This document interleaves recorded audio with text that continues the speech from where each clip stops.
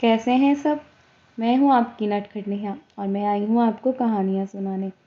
आज मैं आपको मिलवाऊंगी हमारी कहानी की नायिका जिया से। चलिए जानते हैं आगे क्या हुआ है। विराज जब होटल पहुंचा तो उसने अपनी नज़र दौड़ानी शुरू कर दी थी, क्योंकि पिछली ज़िंदगी में जब वो होटल पहुंचा था तो तब उसकी जिया से मुलाकात हुई ही नहीं थी, बल्कि उसकी मुलाकात जिया से बहुत लेट हुई थी। वो भी तब जब वो लोग घर वापस जा रहे थे। बस एक नज़र में वो उसे पसंद आ गई, लेकिन इस बार वो ऐसा बिल्कुल नहीं चाहता। वो सबसे पहले जिया के करीब जाएगा, उससे बात करना चाहेगा, बस उसे देखना चाहेगा। सरिता जी को अपना बेटा अजीब लग रहा था। वो कभी ऐसी हरकतें नहीं करता, पर आज वो कुछ अलग और अजीब हरकतें कर रहा था। विराज और उसकी माँ को लेने मोनिका के पेरेंट्स खुद आए थे।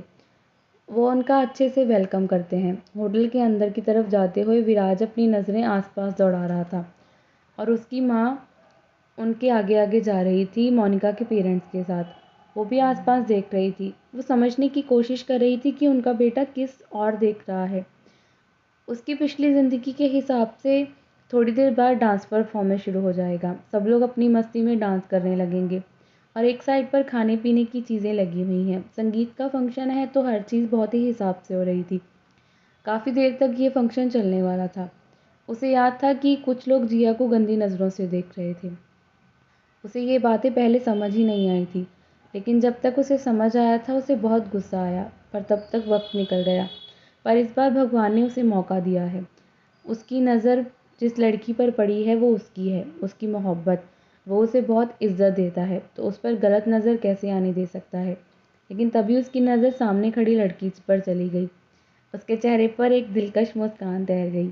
ये कोई और नहीं बल्कि जिया थी। अब बताओ मैं क्या ही कर रही होगी मेरी जिया। भाई ये मोमेंट बहुत ही फास्ट था। जिया को फास्ट फूड बहुत पसंद है और उसी के आसपास घूम रही थी और उसे खाने का सोच रही थी कि तभी जिया की माँ वहाँ आ जाती है और उसका कान पकड़ते हुए कहती है, तुम्हें कितनी बार कहा है इन सब चीज़ों को मत खाया करो, और अकेले क्यों घूम रही हो, मना किया था ना इस तरह अकेले घूमने को। जिया अपना कान छुड़ाते हुए कहती है, तो फिर मेरे साथ चलो टिक्की खाते हैं, देखो कितनी अच्छी है, वहाँ नूडल्स भी लगे हुए हैं। उसने मासूम सी शक्ल बनाकर कहा। जिया की माँ ने अपना हाथ अपने सिर पर दे मारा। उन्होंने कहा, मैं इस लड़की का क्या करूँ। वैसे तो जिया 19 साल की है, ऐसा कुछ भी नहीं है जो उसे नहीं पता, पर बचपना भरा हुआ है। उन्होंने परेशान होकर कहा, ऐसा मत किया कर, तेरी शादी नहीं होगी अगर तू मोटी हो गई।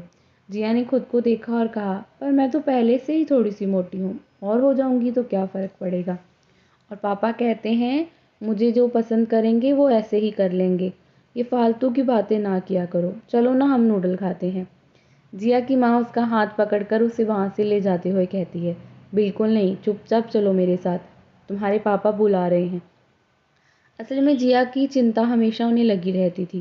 वो थोड़ी सी गोलू मोलू टाइप थी, दूध से भरी हुई गोलू मोलू। चेहरा बिल्कुल टमाटर की तरह था उसका। आपको जिया के परिवार से भी मिलवा देती हूँ। जिया मिश्रा एक साधारण सी लड़की, गांव में रहती है और कॉलेज में पढ़ रही है। अभी अपना ग्रेजुएशन करना है उसे, सेकंड ईयर में है। विनोद मिश्रा जिया के पिता अपना किराना स्टोर चलाते हैं। सिंपल सी मिडिल क्लास ज़िंदगी से बहुत खुश हैं।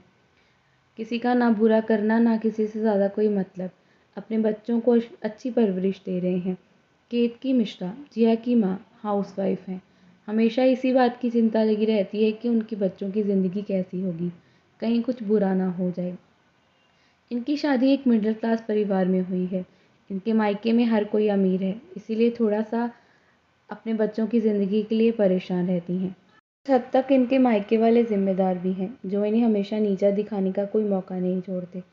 इसलिए केतकी जी को अपने बच्चों के फ्यूचर की चिंता रहती है। सोहम मिश्रा जिया का छोटा भाई, उसी की तरह गोल-मटोल, अभी 10वीं कक्षा में पढ़ रहा है। जिया के काफ़ी देर बाद पैदा हुआ था, उससे 5 साल छोटा है।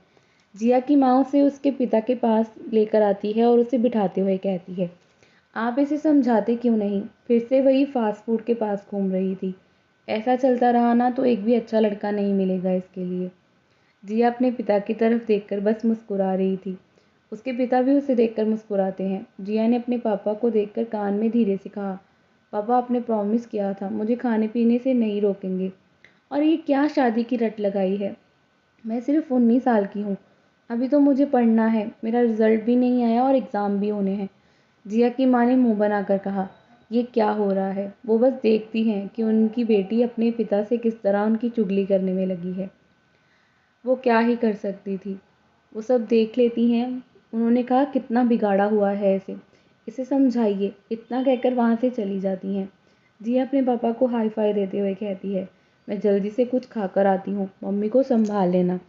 विराट दूर से ये सब देख रहा था। उसे सुनाई तो नहीं दिया, पर जिया की हरकतें उसे पता चल चुका था कि वो क्या कर रही होगी। उसने सोचा उसने ये सब मिस किया था पिछली ज़िंदगी में। उसने क्यों नहीं देखा था जिया की ये हरकतों को। वो खुद को मुस्कुराने से रोक नहीं पाया। पता नहीं क्यों, पर उसकी आंखों में नमी भी तैर गई। उसने उस लड़की को देखा जिसकी मौत देखकर वो लौट कर आया है, जिसे इतने दर्द में उसने मरा हुआ देखा, जिसके जिस्म पर कितनी चोटों के निशान थे। वो जा चुकी थी, पर भगवान ने उसे वापस भेज दिया था शायद। उसके कदम खुद ब खुद जिया की तरफ बढ़ गए थे। जिया जो इस वक्त गोलगप्पे के मज़े ले रही थी, वो बिल्कुल गोलगप्पे खाने के मूड में थी और भैया से कह रही थी, अरे यार तीखे वाले बना कर दो। वो बेचारा नया नया था, क्या ही कर सकता था। और फिर से कहती है, तुम्हें ना बिल्कुल भी टेस्टी गोलगप्पे बनाने नहीं आते। गोलगप्पे मतलब पानी पूरी। विराज उसे देखता है और जाकर उसके पास खड़ा हो जाता है। आज पहली बार उसने उसे इतने करीब से देखा। वो बहुत खूबसूरत है, बस थोड़ी सी गोल मटोल है, पर बहुत खूबसूरत। उसका रंग दूध की तरह है, बाल लंबे लंबे हैं जो पोनी में बंधे हुए थे। उसके वो सुर्ख चेरी जैसे होठ। जिया की गर्दन के पास उसके कुछ बाल इधर उधर घूम रहे थे। जिया ने अपनी गर्दन उठाकर सामने खड़े लड़के को देखा। 2 मिनट लगे उसे पहचानने में कि ये लड़का कौन है और यहाँ क्यों आया है, लेकिन बाद में उसे याद आया कि ये उसकी मोनिका दी का देवर है।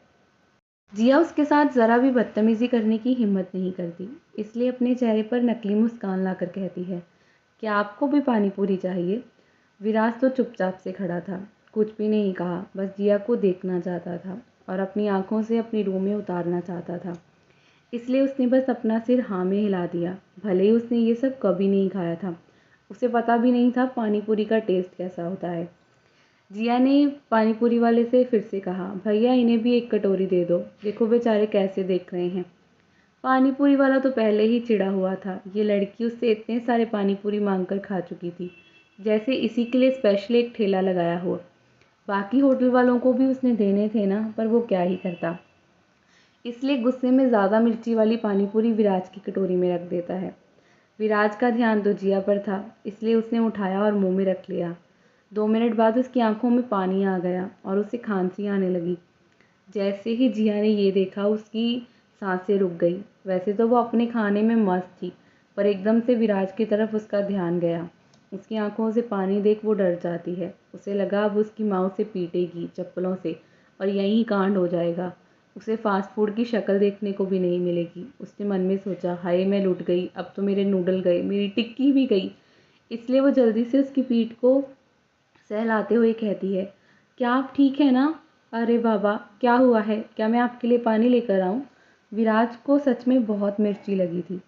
उसने ये पहली बार खाया था, ऐसा कुछ पहली बार टेस्ट किया था।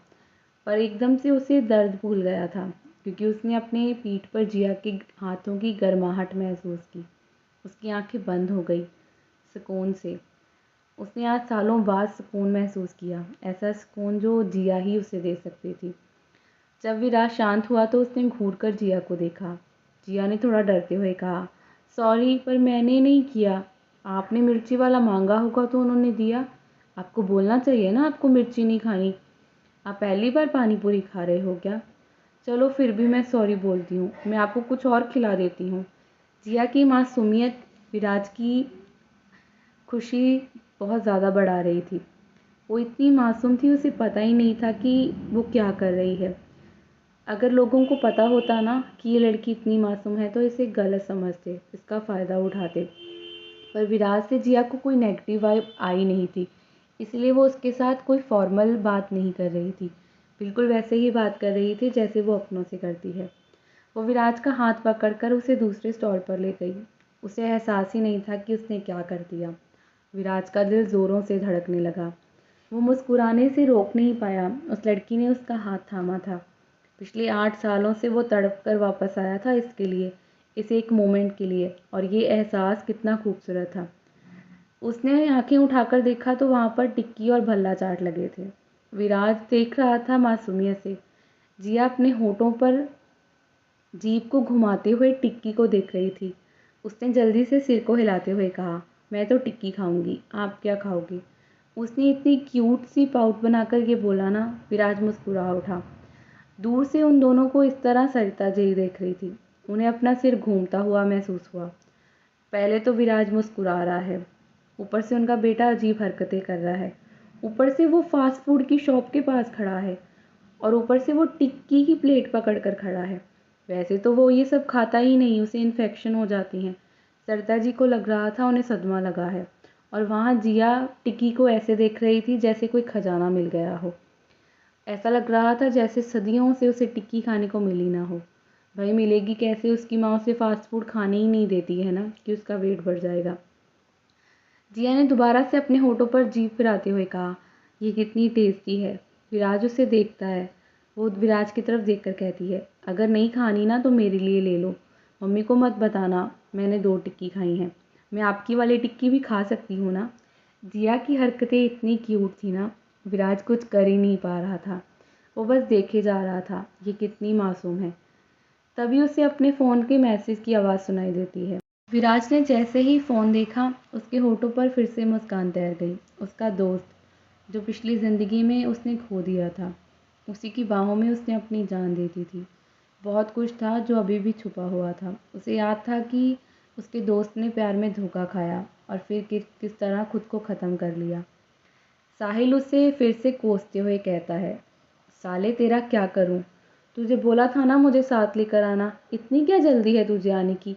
आंटी ने मुझे बताया तुम लोग पहुंच गए हो। तेरा मुझे पता ही नहीं चलता। पहले मुझे यहाँ लाने के लिए ज़बरदस्ती कर रहा था और फिर मुझे छोड़कर चला आया। विराज उसकी बातें सुनता जा रहा था और साहिल नॉनस्टॉप उसे गालियाँ दे रहा था। आज विराज ने ज़िंदगी की सारी खुशियाँ फिर से महसूस की। उसे लगा सब कुछ लौट कर वापस आ गया। उसकी ज़िंदगी के हसीन लोग उसके पास थे, उसकी मोहब्बत, और उसकी वो जिया जिसे वो बहुत प्यार करता था, और उसका बेस्ट फ्रेंड जो पिछली ज़िंदगी में उसके हाथों में ही इस दुनिया से अलविदा कर गया था। उसकी मोहब्बत सामने खड़ी टिक्की खा रही थी तो उसका बेस्ट फ्रेंड उसे गालियाँ देता हुआ उसे सुना रहा था। वो भगवान का शुक्रिया अदा करता है कि उन्होंने उसे एक मौका दिया। आंखें फिर से भीग गई उसकी, पर उसने अपने आंसू गालों पर नहीं आने दिए। वो बस भगवान का शुक्रिया कर रहा था। उसने खुद से वादा किया, इस ज़िंदगी में किसी के साथ कुछ गलत नहीं होने देगा, सब ठीक कर देगा। और शुरुआत तो उसने अब कर ही दी थी। बस थोड़ी देर में बहुत बड़ा धमाका जो करना था उसे, जो करने वाला था वो बहुत अलग था। बहुत सी ज़िंदगियाँ झटके में बदल जाती। उसे खुद भी नहीं पता था क्या होगा, पर उसे भगवान पर भरोसा था। जो उसने सोचा था वो सही होगा, क्योंकि अगर वो उसे 8 साल पीछे भेज रहे थे तो कुछ सोच कर भेज रहे थे। उन्होंने उसे मौका दिया था, कुछ सोच कर दिया था। शायद उन्होंने विराज पर नहीं, जिया पर तरस खाया था। उसके दर्द से वो हार गए थे, इसलिए अब जिया के हिस्से में खुशियाँ आनी थी। विराज बस जिया को देख रहा था और फ़ोन कान पर लगा था जहाँ से साहिल की खूब सारी गालियाँ सुनने को मिल रही थी। वो मुस्कुरा रहा था। उसका दोस्त उसे गालियाँ देते हुए भी उसी की फ़िक्र कर रहा था। ये कितना खुशनुमा पल था। उसके सारे अपने उसके पास थे, जो उससे बिछड़ गए थे। उसकी आँखों में नमी भरी हुई थी। उसने सोचा, भगवान ने उसे कितना कुछ वापस कर दिया। सामने उसकी मोहब्बत खड़ी थी, जिसे एहसास ही नहीं था कि वो उसके लिए मरकर लौट आया था। और दूर से उसका दोस्त आ रहा था, जो उसे कोसते हुए कह रहा था, तेरा कुछ हो नहीं सकता, तू एक नंबर का फट्टू है, मुझे छोड़कर जो आ गया। विराज हंसने से रोक नहीं पाया, क्योंकि अभी जो वो कांड करेगा ना, साहिल को पता चला, वो भाग जाएगा वहाँ से। क्या होगा आगे? ऐसा क्या करने का सोच रहा है विराज? आपको जानना है मेरे साथ? सुनते रहें ये कहानी। कमेंट ज़रूर करें अगर कहानी अच्छी लगे।